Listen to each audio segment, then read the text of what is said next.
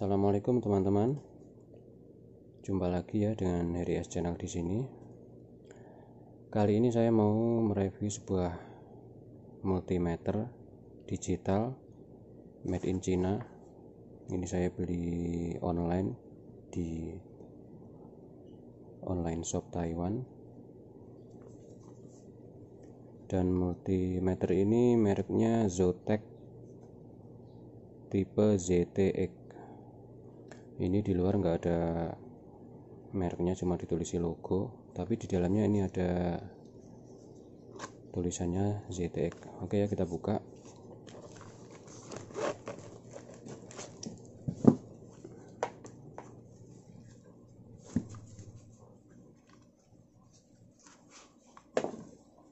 Dan ini penampakannya multimeter Zotac ZTX.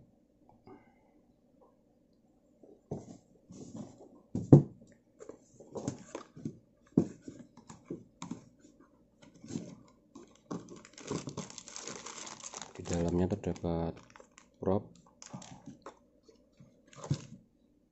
user manual, dan ini prop untuk pengecekan suhu, karena multimeter ini cukup banyak fiturnya.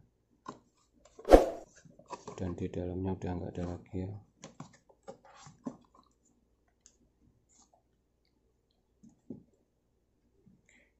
Multimeter ini kemarin sudah saya buka dan ini sudah saya pasang baterai. Jadi untuk kali ini saya mau mereview saja ya, sedikit dari fungsi-fungsinya. Ini user manual, dan kita nggak usah baca ya, cukup kita praktekkan ya fungsi-fungsinya.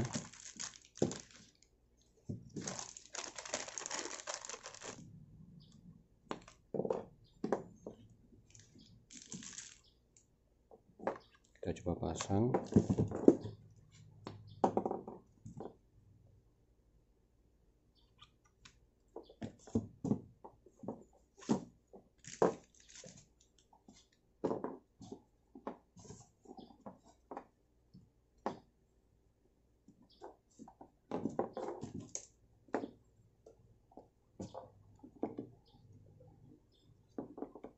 Dan ini ada penutupnya, kita buka aja biar mudah.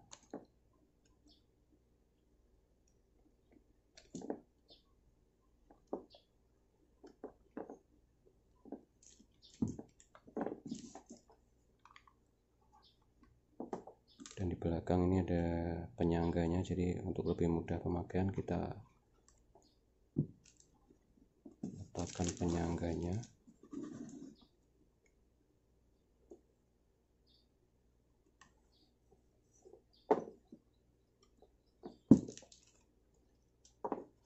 Oke, sekarang kita nyalakan.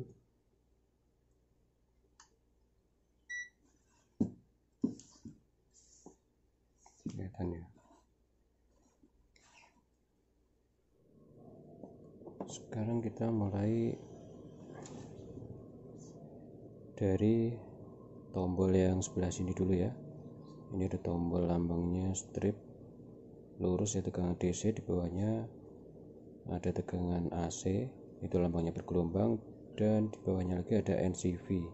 NCV ini jadi sebuah detektor ya, sebuah detektor untuk mengecek sebuah kabel itu dialiri arus listrik atau tidak. Nanti kita praktekkan ya belakangan ya. Kita mulai dari pengecekan tegangan DC dulu ya, dari tombol sebelah kiri. Ini ada menu DC. Kita akan coba cek sebuah baterai Li-ion tipe 18650 dengan tegangan 3,7 volt ya. Kita cek, dan pada tegangan 3,6 ya. Ini karena baterainya low. Kita coba cek untuk tegangan pada baterai tipe A2 1,5 volt ya. Ini coba tegangannya berapa, dan tegangannya terbaca 1,674 volt karena baterainya masih penuh ya ini. Dan multimeter ini kelebihannya ya, ini ada tulisan auto ya, jadi untuk tegangan DC dia auto detect, jadi berapapun tegangannya nanti akan otomatis terdetek. Walaupun di sebelah sini ada ringnya ya, ini ada menu ring, jadi kita sesuaikan. Kalau mau lebih detail kita sesuaikan ya dengan ringnya. Terkadang kita ingin mengecek sebuah tegangan itu detail berikut dengan desimal koma di belakangnya, jadi pakai ring ini.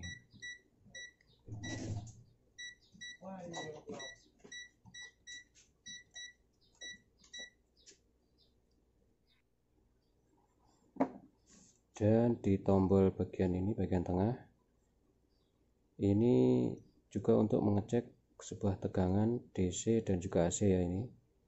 Namun untuk tegangan rendah ya, jadi di bawah 1 volt karena ini menunjukkan milivolt.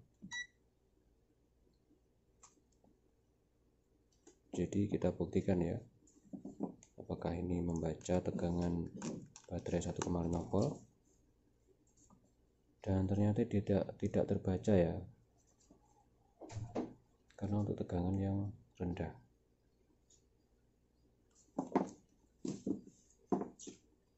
Dan menu ini juga untuk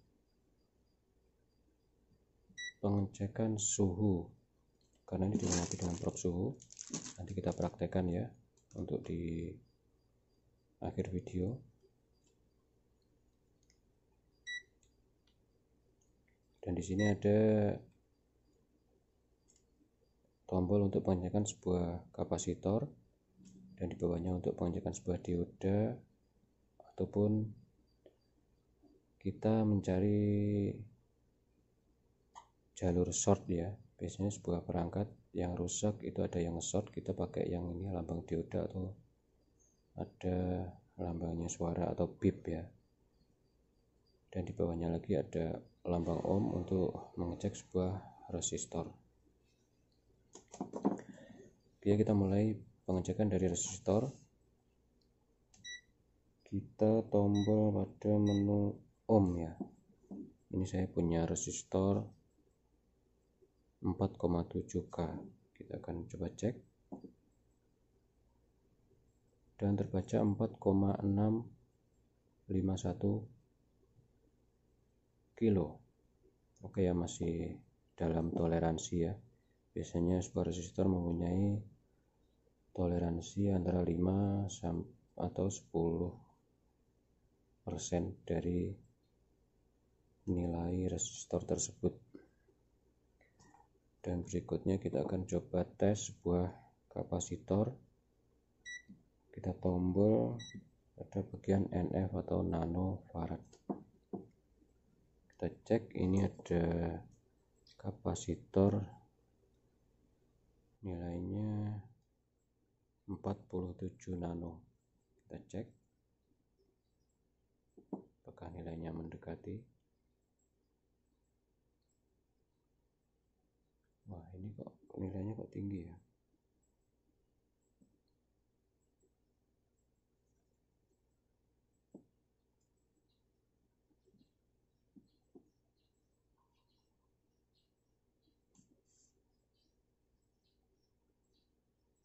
Oke ya, nilainya terbaca 49,33 nano. Oke ya, karena biasanya sebuah kapasitor pun juga mempunyai toleransi di bawah ataupun di atasnya. Dan mungkin juga karena kapasitor ini tadi kapasitor bekas, jadi ya mungkin nilainya berubah. Maaf, tadi ada yang tertinggal ya. Setelah cek baterai tadi kita tidak mengecek yang namanya tegangan AC. Kita tekan pada menu AC dan kita coba cek. Dan tegangannya pun terbaca 107 volt ya. dengan frekuensi 60 MHz. Ini di atasnya ini ada tertera 60,04 Hz ya. Jadi ini frekuensi tegangan AC, oke ya. Dan tegangannya pun 106, berubah-ubah ya, mungkin karena pemakaian juga jadi naik turun. Dan ini adalah tegangan PLN untuk di Taiwan ya. Pengecekan tegangan AC sudah. Sekarang kita coba menu NCV.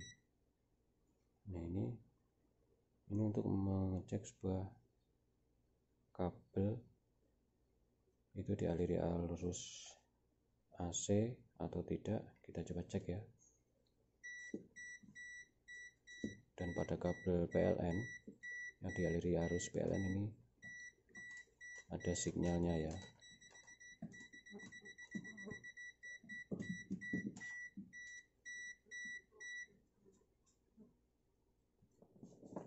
Oke teman-teman, kita akan mengecek fungsinya lagi, yaitu ini pada menu ini ya. Ada lambang Celsius dan Fahrenheit-nya, itu untuk pengecekan sebuah suhu. Dan di sini disediakan probe-nya khusus untuk mengecek suhu. Coba kita pasang sesuai warnanya ya. Merah di merah, hitam juga di hitam. Dan saya sudah menyiapkan sebuah air ya.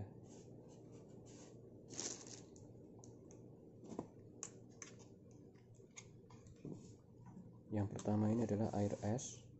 Ini masih beku ya. Dan yang di sini ada air panas.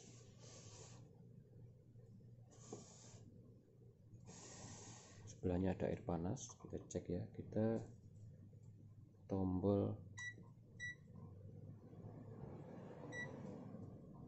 ada ini ya, lambang suhunya. Kita masukkan dulu pada es ya. Ada es, ada air es ya. Coba cek suhunya kira-kira berapa.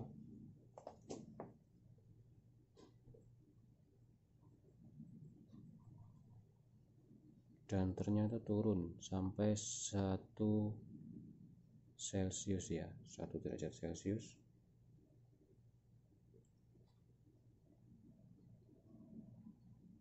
Oke, sekarang suhunya sudah 0 derajat Celcius ya, sudah mencapai titik beku karena ini adalah air es.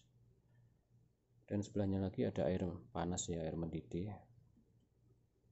Kita coba cek ya, air mendidih. Ini sengaja nggak saya kasih kopi ya, karena mengingat ini bulan puasa. Oke ya, dan suhunya naik 72 derajat Celcius.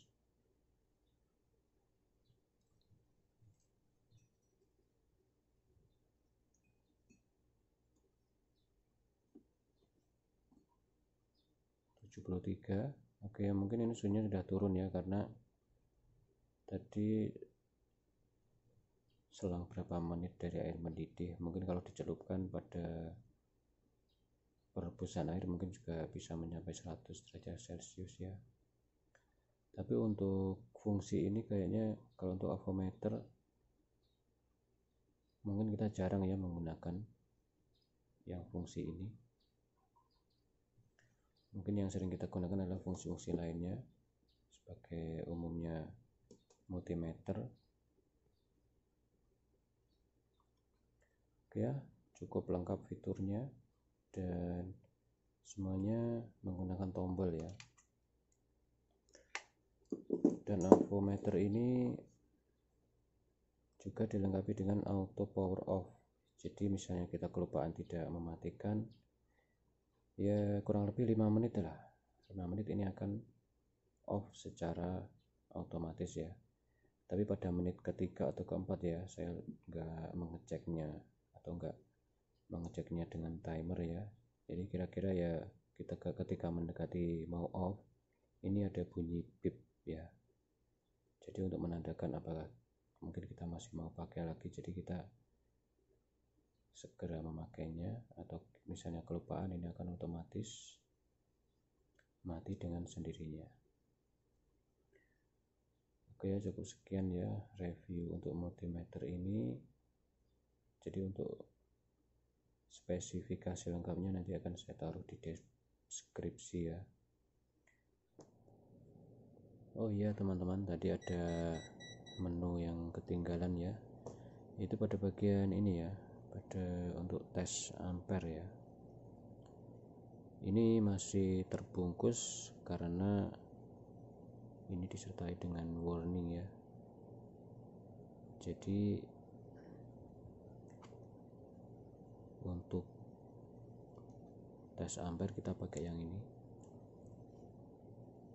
Di petunjuknya saat memakai mode ini kita dilarang untuk mengecek sebuah tegangan. Jadi ini khusus untuk ampere meter ya. Mungkin bagi teman-teman sudah paham. Kita coba dulu ya. Dan ini akan otomatis ya. Ketika kita colokkan ke tombol ini akan otomatis ke mode DC ampere ini. Dan yang bawah ini untuk ampere rendah ya, untuk miliampere, dan di atasnya maksimal 10 ampere. Kita colokkan. Nah, kita colokkan otomatis akan menuju menu tester untuk ampere. Oke ya, kali ini saya tidak mencoba untuk mengetesnya karena saya tidak mempunyai sebuah modul untuk dibebankan. Oke ya, terima kasih ya buat teman-teman ya yang sudah meluangkan waktunya untuk menonton. Semoga bermanfaat dan terima kasih ya. Oke, wassalamualaikum warahmatullahi wabarakatuh.